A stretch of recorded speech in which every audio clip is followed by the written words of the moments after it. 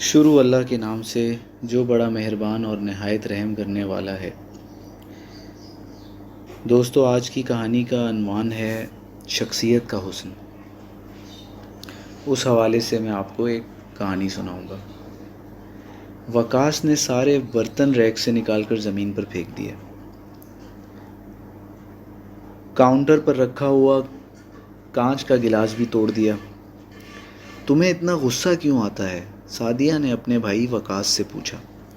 آتا ہے بس، وقاص نے آنکھیں نکالتے ہوئے اپنی بہن سے کہا۔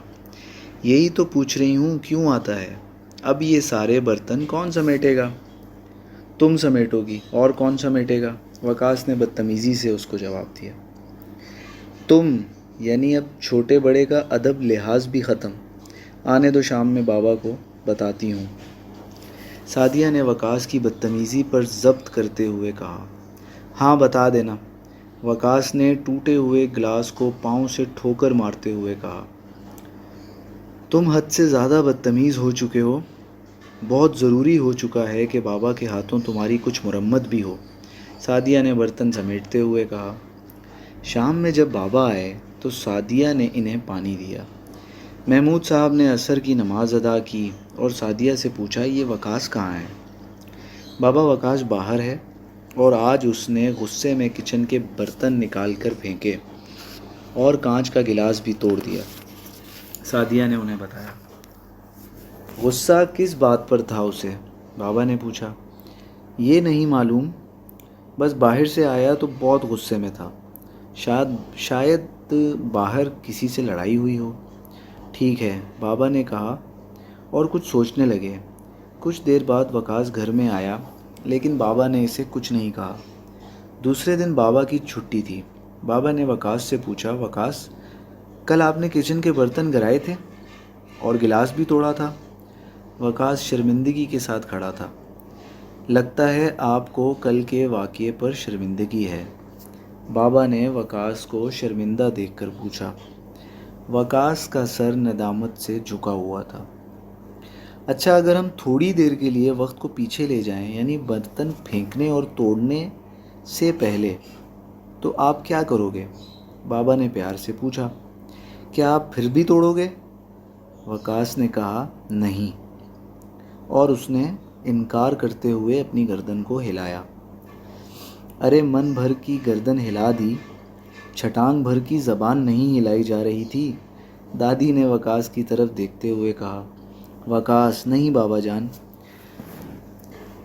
یعنی آپ کو کل کے واقعے پر شرمندگی اور ندامت ہے؟ بابا جان نے وقاص سے پوچھا۔ وقاص نے کہا، جی ہاں، مجھے شرمندگی ہے۔ تو جس کام کا آغاز آپ نے کل غصے یعنی جہالت سے کیا تھا، اس کا انجام ندامت ہے۔ وقاص بدستور نگاہیں نیچے کیے کھڑا تھا۔ بابا جان نے کہا، غصہ اتنا زیادہ کہ اللہ تعالیٰ کا خوف بھی نہیں۔ بہادر شاہ ظفر ہندوستان کا بادشاہ تھا۔ اس کا ایک مشہور شعر ہے، ظفر آدمی اس کو نہ جانیے گا، وہ ہو کیسا ہی صاحب فہم و ذکا، جسے عیش میں یاد خدا نہ رہی، جسے طیش میں خوف خدا نہ رہا۔ حضرت سیدنا خیثمہ رضی اللہ تعالی عنہ فرماتے ہیں، شیطان کہتا ہے، انسان مجھ پر کیسے غالب آ سکتا ہے؟ جب وہ خوشی کی حالت میں ہوتا ہے تو میں اس کے دل میں چلا جاتا ہوں، اور جب وہ غصے کی حالت میں ہوتا ہے تو میں اڑ کر اس کے سر میں چلا جاتا ہوں۔ وقاص بیٹا، آپ نے تو شیطان کو شکست دینی ہے نا، یا شیطان سے شکست کھانی ہے؟ وقاص نے کہا کہ بابا، شیطان کو شکست دینی ہے۔ بابا جان نے کہا، تو جب تم غصے میں ہوگے تو تمہارے دماغ کا کنٹرول تمہارے پاس سے نکل جائے گا اور شیطان کے پاس چلا جائے گا، پھر وہ جیسے چاہے گا تمہیں الٹے گا، پلٹے گا، تم اس کے ہاتھ میں کھلونا بن جاؤ گے۔ مجھے امید ہے آئندہ آپ غصہ نہیں کریں گے؟ بابا جان نے کچھ دیر ٹھہر کر کہا۔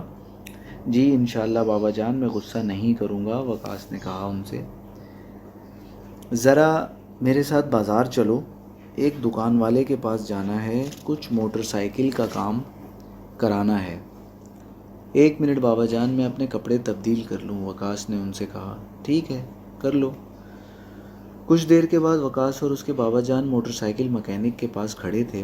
مکینک نے وقاص کے بابا کو ایک پرزہ بنانے کے لیے سامنے لیتھ مشین والے کے پاس بھیج دیا۔ لیتھ مشین والا اپنی مشین پر کام کر رہا تھا۔ بابا نے وقاص سے پوچھا، وقاص یہ مشین دیکھ رہے ہو؟ وقاص، جی ہاں دیکھ رہا ہوں۔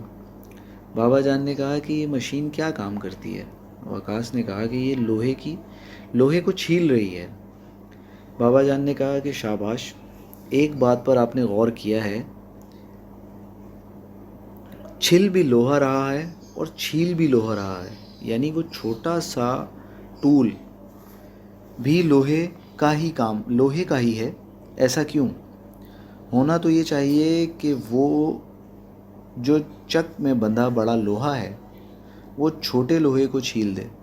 ہاں یہ تو ہے، لیکن وقاص نے سوچتے ہوئے کہا۔ ہاں سوچ لو۔ بابا نے مسکراتے ہوئے اس سے کہا، یہ اچھا اور مضبوط لوہا ہوگا، جبھی تو بڑے لوہے کو کاٹ رہا ہے۔ وقاص نے اپنے طریقے سے انہیں جواب دے دیا۔ اب ایک اور سوال پیدا ہوتا ہے، بابا جان نے وقاص سے کہا۔ تو وقاص نے ان سے پوچھا کہ وہ کیا؟ وہ یہ کہ لوہا مضبوط کیسے بنا دوسرے لوہے سے؟ یہ تو نہیں معلوم بابا، وقاص نے ان سے کہا۔ بابا جان نے کہا کہ میں بتاتا ہوں، میٹالرجی کی اصطلاح میں اسے ٹیمپرڈ کرنا کہتے ہیں۔ لوہے کو ٹیمپرڈ کیا جاتا ہے۔ معلوم ہے یہ پروسیس کیا ہوتا ہے؟ بابا جان نے وقاص سے پوچھا تو وقاص نے جواب دیا کہ نہیں، مجھے نہیں معلوم اس کا۔ ہوتا یہ ہے کہ لوہے کو خوب دہکا دیا جاتا ہے، دہک کر یہ بالکل انگارے کی طرح لال ہو جاتا ہے۔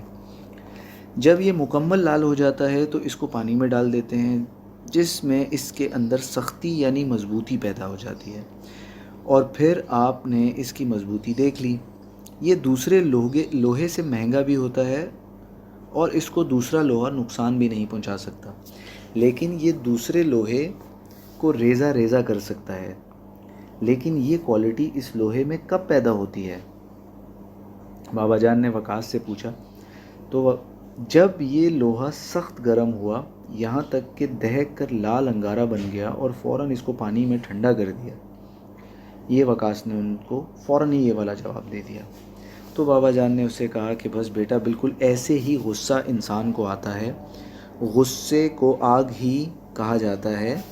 اگر اب تم نے اس کو ٹھنڈا کر دیا پانی پی کر، وضو کر یا درود شریف پڑھ کر، تو سمجھ لو تم نے اپنے آپ کو دوسروں سے زیادہ مضبوط کر لیا، دوسروں سے زیادہ خوبصورت کر لیا، دوسروں سے زیادہ مہنگے ہو گئے تم۔ اب تمہیں کوئی ریزہ نہیں کر سکتا۔ پھر سب سے بڑھ کر دیکھو اللہ تعالیٰ کیا فرما رہے ہیں۔